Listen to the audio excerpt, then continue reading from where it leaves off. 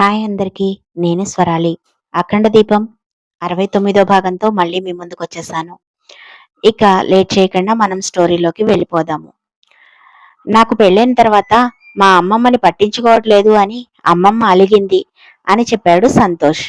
అవును మరి, ఆదివరకు నన్ను చూడ్డానికి రారా అని ఎన్నిసార్లు పిలిచినా ఒక్కసారి కూడా వచ్చేవాడు కాదు. ఇప్పుడు చూడు, పెళ్ళాం వచ్చేటప్పటికి వారానికి 2 సార్లు వస్తున్నాడు అని కంప్లైంట్ ఇస్తున్నట్లుగా అన్నది అనసూయమ్మ.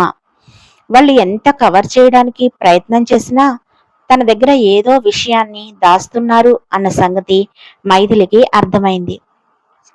అందుకే ఆ విషయం గురించి ఇంకా మాట్లాడాలి అనుకోలేదు. ఆమె అలా డల్గా ఫేస్ పెట్టుకోవడం చూసి సంతోష్ అనసూయమ్మ గారితో, అమ్మమ్మ, నేను తర్వాత అన్ని విషయాలు నీతో మాట్లాడతాను, మైథిలికి కొన్ని విషయాలు చెప్పాలి అని మైథిలిని అక్కడి నుంచి వాళ్ళ గదిలోకి తీసుకువెళ్ళాడు. మైథిలి ఆశ్చర్యంగా సంతోష్ వైపు చూస్తూనే గదిలోకి వెళ్ళింది. రూమ్లోకి వెళ్ళగానే సంతోష్ డోర్ లాక్ చేసి, ఇప్పుడు చెప్పు మైథిలి, అసలేంటి నీ అనుమానం అని అడిగాడు. చెప్పాల్సింది నేను కాదు, మీరు. ఏదో ముఖ్యమైన విషయం చెప్తానన్నారు కదా, ఏంటది అని అడిగింది మైథిలి. అది చెప్తానికే కదా వచ్చాను. మరి ఫేస్ ఎందుకు అలా డల్గా పెట్టుకున్నావు అని అడిగాడు సంతోష్. ఏమో సంతోష్ గారు, ఈ మధ్య నాకు చాలా భయంగా ఉంటోంది. మీరు ఎక్కడ నాకు దూరం అయిపోతారో అనిపిస్తుంది. అదే సమయంలో అది నిజమే కదా అని కూడా ఆలోచిస్తూ ఉంటే ఇంకా భయం ఎక్కువ అవుతుంది అని అన్నది మైథిలి. పదే పదే మైథిలి ఒకే మాట మాట్లాడుతుండడం చూసి సంతోష్కి ఈసారి నిజంగానే కోపం వచ్చింది. అందుకే మైథిలితో, ఆ విషయం గురించే మైథిలి నీతో మాట్లాడడానికి వచ్చాను. ఈ వారంలో సరయుకి నాకు పెళ్లి అని చెప్పాడు సంతోష్. సంతోష్ ఆ మాట చెప్పడంతో మైథిలికి నిజంగానే ఏడుపొచ్చేసింది. కానీ బయటపడకూడదు అన్న ఉద్దేశంతో మౌనంగా తల వంచుకొని కూర్చుంది. కొద్దిసేపు ఆమె ఏమైనా మాట్లాడుతుందేమోనని ఎదురు చూశాడు సంతోష్. ఆమె ఏమీ మాట్లాడకపోవడం చూసి మైథిలి చేతిలో ఒక కవర్ పెట్టాడు. మైథిలి అయోమయంగా ఆ కవర్ వైపు సంతోష్ వైపు మార్చి మార్చి చూసింది. అది ఏంటా అని ఆశ్చర్యపోతున్నావు కదా, శుభలేఖ, ఓపెన్ చేసి చూడు, నా పెళ్ళని చెప్పాను కదా అని వెటకారంగా అన్నాడు సంతోష్. నేను చూసేదేముందిలేండి, అయినా నాకెందుకు చూపిస్తున్నారు అని అంటూ మళ్ళీ ఆ కవర్ సంతోష్ చేతిలో పెట్టింది మైథిలి. పర్లేదు, ఓపెన్ చేసి చూస్తే తెలుస్తుంది. నీ చేతులతోటే మొదటి శుభలేఖ ఓపెన్ చేయిద్దామని. ఎంతైనా నువ్వు నా మొదటి భార్యవి కదా అని అన్నాడు సంతోష్. అప్పటికే మైథిలి ఏడుస్తోంది. ఆమె ఎక్కిళ్ళు పెట్టడం చూసి సంతోష్ కంగారుగా, ఏయ్ పిచ్చి, నేను ఏడిపించడానికి కాదు నేను ఈరోజు ఇక్కడికి వచ్చింది. అసలు ముందా కవర్లో ఏముందో ఓపెన్ చేసి చూడు అంటూ ప్రేమగా మైథిలిని దగ్గరికి తీసుకున్నాడు.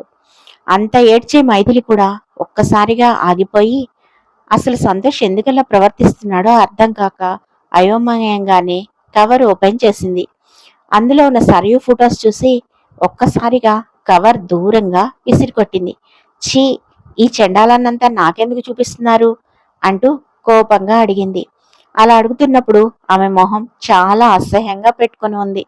మరి ఈ చెండాలాన్నేనా నన్ను పెళ్లి చేసుకోమని చెప్తున్నావు నువ్వు? దాన్ని నేను ఎలా పెళ్లి చేసుకుంటాను చెప్పు? ఈ జన్మకి నువ్వు మాత్రమే నా భార్యవి, అర్థమైందా? ఇంకోసారి ఎప్పుడు నాకు కోపం తెప్పించేలాగా మాట్లాడుకు. నీకు ఇంకో విషయం చెప్పనా? మా నాన్నగారు భూపతి గారికి కూడా మా అమ్మ గాయత్రీదేవి మాత్రమే భార్య.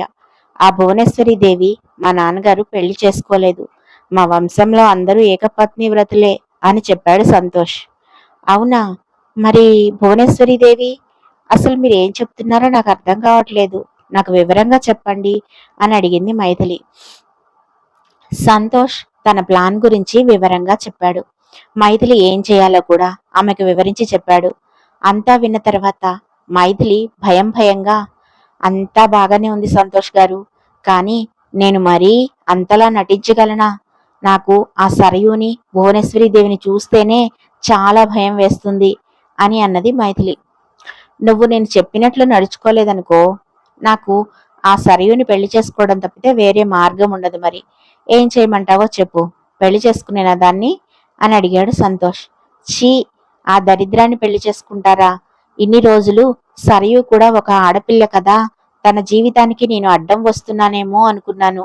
కానీ ఇవన్నీ చూసిన తర్వాత తను కనీసం మనిషి మనిషి కూడా కాదు అని అర్థమైంది. ఇక అలాంటి వాళ్ళ గురించి నేనెందుకు ఆలోచిస్తాను? మీ లైఫ్ బాగుండడానికి నేను ఏదైనా చేస్తాను సంతోష్ గారు అని అన్నది మైథిలి. మీ కాదు, మన లైఫ్. మీ లైఫ్ కాదు, మన లైఫ్ సవరించాడు సంతోష్. మొదటిసారిగా సంతోష్ గుండెల మీద తలపెట్టి, ఈ ఒక్క మాట చాలు సంతోష్ గారు, ఇక మీకోసం ఎవ్వరితోటైనా పోరాడతాను, ఆఖరికి మరణంతోటైనా సరే అని మైథిలి అంటూ ఉన్నంతలోనే మైథిలి ఆమె నోటి మీద చెయ్యి పెట్టి అలా మాట్లాడద్దు అన్నట్టుగా తల అడ్డంగా ఊపాడు సంతోష్. ఇప్పుడు మనం చాలా హ్యాపీ మూమెంట్లో ఉన్నాము. అలాంటి మాటలు ఎందుకు మాట్లాడతావు చెప్పు? ఇంతకీ నువ్వేదో ఇంపార్టెంట్ విషయం చెప్పాలన్నావు కదా, అదేంటో చెప్పు అని అడిగాడు సంతోష్. అప్పుడే మైథిలికి తను చెప్పాలి అనుకున్న విషయం గుర్తొచ్చింది. కొంచెం తడబడుతూ, సంతోష్ గారు, అది నేను చెప్పిన తర్వాత ఇన్ని రోజులు ఎందుకు చెప్పలేదు అని నా మీద కోపం తెచ్చుకోకూడదు అని ముందుగానే హెచ్చరించింది మైథిలి.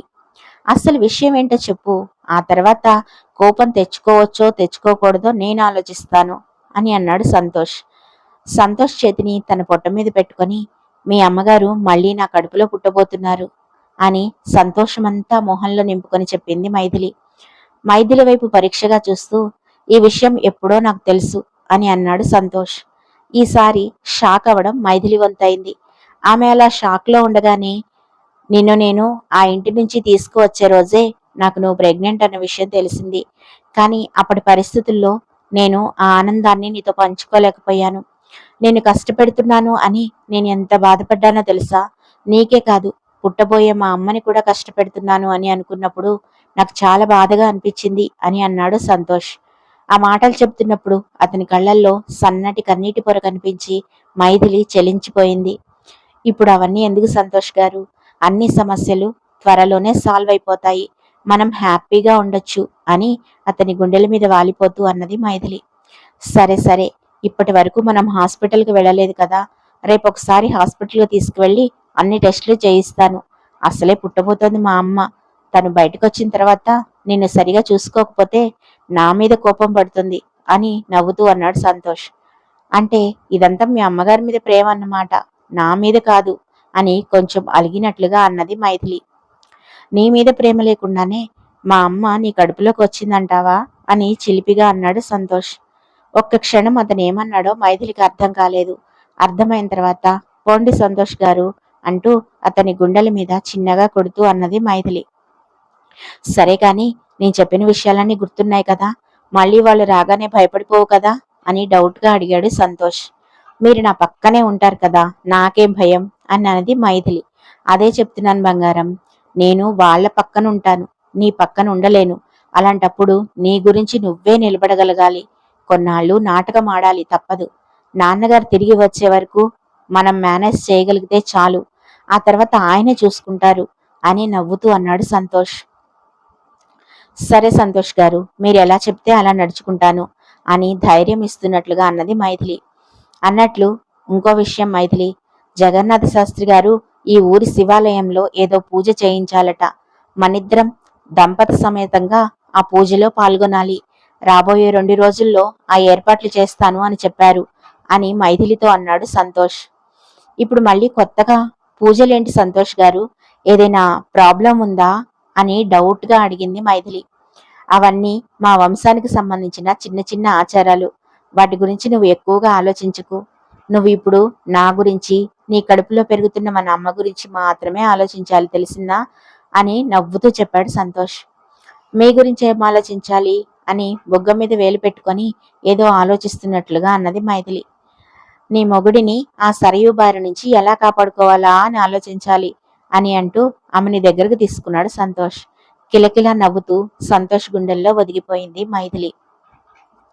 కుంటుకుంటూ కుంటుకుంటూ నడవలేక నడవలేక నడిచి వస్తున్న కింకిణిని చూసి నాగకేతు కోపంగా ఒక్కసారి ఇంతెత్తున పైకి లేచి బుసలు కొట్టాడు. ఈసారి కూడా చెప్పిన పని చేసుకుని రాలేదు కదా అని కోపంగా అడిగాడు నాగకేతు. నువ్వు నాకు అప్పచెప్పిన పని ఏమైనా సాధారణమైనది అనుకుంటున్నావా? అది ఎంత అసాధ్యమో నాకు ఇప్పుడే తెలిసింది. ఆ ఇంటి చుట్టూతా దైవశక్తులన్నీ కాపలాగా ఉన్నాయి. అనుక్షణం ఆ ఇంటిని, ఆ ఇంట్లో ఉన్న మనుషుల్ని ఏదో దైవశక్తి కాపలా కాస్తూ ఉంది. ఆ అదృశ్య వలయాన్ని ఛేదించుకుని లోపలికి వెళ్ళడం అంత సులభమైన పని కాదు అని కింకిణి కూడా అంతే కోపంగా అన్నది. ఈ నాగకేతుకి అసాధ్యం అన్నమాట వినడం కూడా ఇష్టం లేదు. ఆ సంగతి నీకు కూడా తెలుసు కదా. నీ చేతగానితనానికి ఏవేవో కారణాలు చెప్పి కప్పిపుచ్చాలనుకుంటున్నావా అని కోపంగా అన్నాడు నాగకేతు. కింకిణి పెద్దగా నవ్వుతూ, నా వల్ల కాలేదు సరే, మరి నువ్వు ప్రయత్నించి చూడు. నేను కనీసం ఈ మాత్రం గాయాలతోనైనా బయటపడ్డాను. నువ్వు ఆ సరిహద్దుల్లోకి వెళితే కనీసం నీ ఆనవాళ్లు కూడా మిగలవు. అందుకే కదా నా మీద ఆధారపడుతున్నావు అని చాలా చులకనగా మాట్లాడింది కింకిణి. కింకిణి మాట్లాడిన మాటలకు నాగకేతుకి విపరీతమైన కోపం వచ్చింది. అతని చేతిలో నుంచి ఒక అగ్నిగోళాన్ని తీసి కింకిణి మీదకి కోపంగా విసిరేశాడు. ఆ అగ్నిగోళం చాలా ఫోర్స్ గా వచ్చి కింకిణికి తగలడంతో కింకిణి ఒక్క క్షణం విలవిలలాడింది. నాకు ఎదురు చెబితే నీ పరిస్థితి ఏమవుతుందో ఎన్నిసార్లు చెప్పినా నీకు అర్థం కావడం లేదు. నేను అక్కడికి వెళ్లలేకనే కదా నిన్ను పంపిస్తోంది. ఆ గాయత్రీదేవి ఈ సరిహద్దుల్లో నన్ను బంధించి వేసింది. మరోసారి జన్మ ఎత్తినా, ఇంకా ఎన్నిసార్లు జన్మించినా నా చేతుల్లో తన మరణం తథ్యం అంటూ ఆ ప్రదేశమంతా దద్దరిల్లేలా నవ్వడం మొదలుపెట్టాడు నాగకేతు. ఊరి పొలిమేరలకు అవతల ఉన్న శివాలయంలో నిలువెత్తు శివలింగం ఎదురుగా నిలబడి ఉన్నారు వాసు, శ్వేతంబరి ఇంకా నీలాంబరి. వాళ్ల ముగ్గురి మనసులోనూ ఒకటే కోరిక. కొద్దిసేపు శివుడిని అర్చించిన తర్వాత నీలాంబరి వాసుతో, వాసు, వచ్చే సప్తమి ఘడియల్లో అభిషేకానికి అన్ని ఏర్పాట్లు జరుగుతున్నాయి. ఈ కార్యక్రమం నిర్విఘ్నంగా జరిగితే కొంతకాలం వరకు మైథిలికి, ఆమె కడుపులో పెరుగుతున్న గాయత్రీదేవికి ఏ అపాయం ఉండదు. అప్పటి వరకు మనం కంటికి రెప్పవేయకుండా మైథిలిని కాపాడుకోవాలి. నేను ఈ క్షణం నుంచి మైథిలితో పాటే ఉంటాను. నువ్వు శ్వేత ఇద్దరూ ఆ ఇంటి చుట్టూతా కాపలాగా ఉండండి అని చెప్పింది నీలాంబరి.